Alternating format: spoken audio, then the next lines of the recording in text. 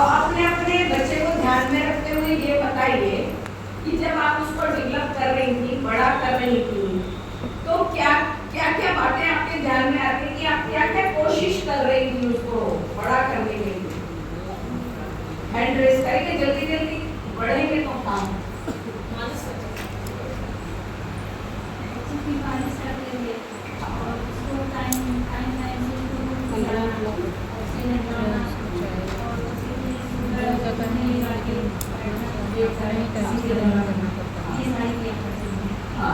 क्यों करती होंगी ये वाली क्रिया? ये शारीरिक विकास के लिए। शारीरिक विकास से कौन सा कोष बनता है? अन्नमय कोष। और बताइए, धूप में ले जाती थी, क्यों?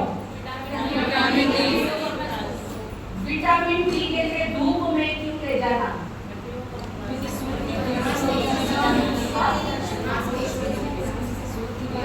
मैं उसकी मालिश करती थी, तो मालिश से क्या मिलता था उसको? मालिश किससे करती थी?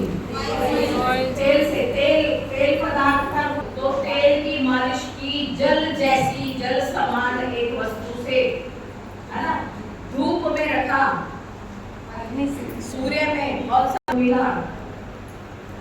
ऐसे यदि हम कोरिलेट करेंगे कहीं ना कहीं, तो कुल मिला के क्या हुआ? एक तो अन्नमय कोश का विकास हुआ, दूसरा उस अन्नमय कोश के विकास में अन्नमय, क्योंकि ये शरीर बना है, तो ये शरीर पंच महाभूत तत्वों से बना है ना? तो कहीं ना कहीं जो सहारा लिया वो पंच महाभूत तत्वों का ने सहारा लिया। मूल में यदि हम जाएंगे, हर बात को मूल से जोड़ेंगे, खाली रटेंगे नहीं, पढ़ेंगे नहीं, खाली लिखेंगे ही नहीं। कौन सी है? समग्र विकास। ऊपर 3 बिंदु दिए हैं। जीवन का घनिष्ठतम अनुभव, पहले संक्षेप में इसको हम समझ लेते हैं। कहा जीवन का घनिष्ठतम अनुभव।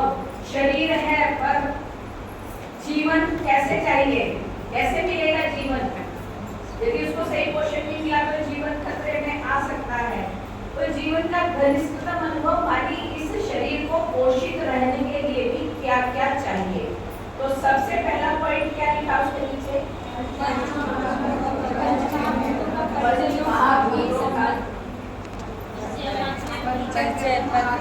अन्नमय कोश तो है ही है, मतलब वो पिंड तो एक हमें मिल ही चुका है, लेकिन उसके बाद जो सबसे पहली चीज चाहिए वो बच्चे के लिए पंच महाभूतों से उसका संपर्क चाहिए। इसलिए यदि हम कक्ष में बैठकर उसको लेखन पठन कराएंगे तो प्रकृति के सानिध्य में जा ही नहीं सकता, और जब जा ही नहीं सकता तो अन्नमय कोश का विकास हो ही नहीं सकता। और अन्नमय कोश के साथ प्राण में भी जुड़ा हुआ है, क्योंकि प्राण है तो ये शरीर है, प्राण नहीं चल रहे तो कुछ नहीं है ना? तो प्राणमय का विकास भी नहीं होगा। तो सबसे पहले क्या चाहिए? जीवन का घनिष्ठतम अनुभव। उस अनुभव को भी प्राप्त करने के लिए 4-5 बातें फिर नीचे लिखी हुई है, देखेंगे चार्ट में।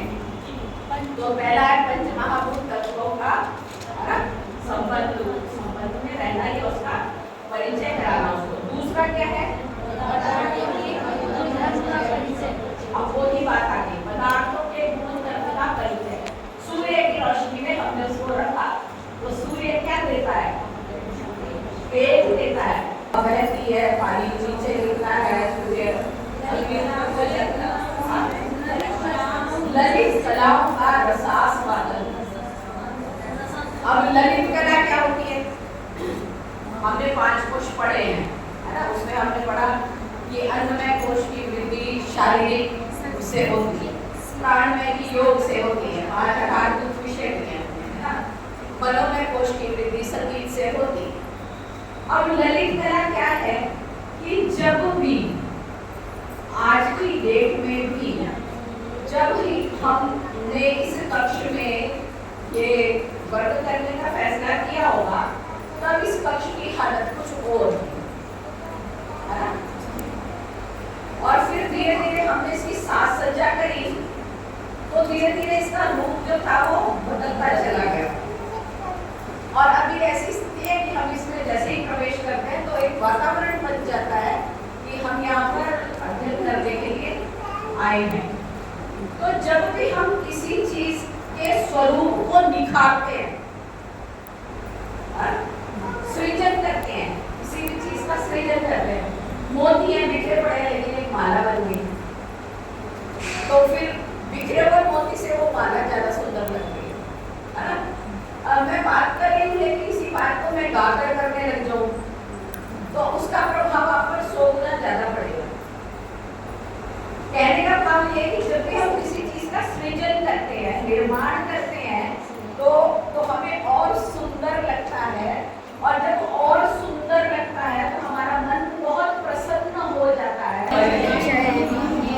अभी हम अपनी कक्षा में उसको कुछ गीत कहानी कराते हैं तो हम क्या कहते हैं, बंदर मामा बहन पजामा ठुमक ठुमक ससुराल चले बिल्ली मौसी आओ ना, ऐसे ऐसे कहते ना हम। किसी को मौसी बनाते हैं, किसी को मामा बनाते हैं, किसी को नानी बनाते हैं, किसी को सूरज दादा बनाते हैं, ऐसा करते हैं ना। तो क्यों करते हैं हम ऐसा? क्योंकि यदि खाली ये कहें कि ये कीड़ा है, ये तितली है, ये मच्छर है, तो क्या होगा, उसे दुश्मन जैसे लगेंगे। यदि हम कहेंगे बिल्ली मौसी है, बंदर मामा है, चंदा मक्खन है, तो उसको अपने लगेंगे, अपने।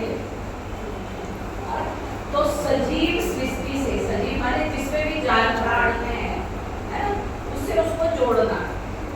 अभी बगीचे में यदि वो कुछ तोड़ रहा है तो हम कहते हैं नहीं तोड़ रहा, इसमें भी जान है, ये विरोध है। तो सजीव सृष्टि से जोड़ना। अब इसे जोड़ने ये सारी बात से मतलब क्या है? अभी हमने संस्कार पढ़े इससे पहले,